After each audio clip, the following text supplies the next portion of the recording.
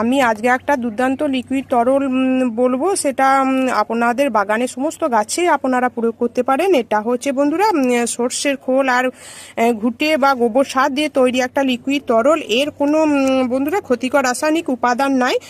তাই এর মধ্যে কি আছে বন্ধুরা, এর মধ্যে আছে নাইট্রোজেন, আছে ফসফরাস, পটাশিয়াম পূর্ণ। তাই এটা বাগানে গাছকে পোকামাকড় রোগ থেকেও রক্ষা করবে আর প্রচুর পরিমাণে ফুল ফলও নিয়ে আসবে। এটা আপনারা গোলাপ, অর্কিড, লেবু, ফুল ফল গাছে জন্য এটা প্রয়োগ করতে পারবেন। দুর্দান্ত তরল একটা সার।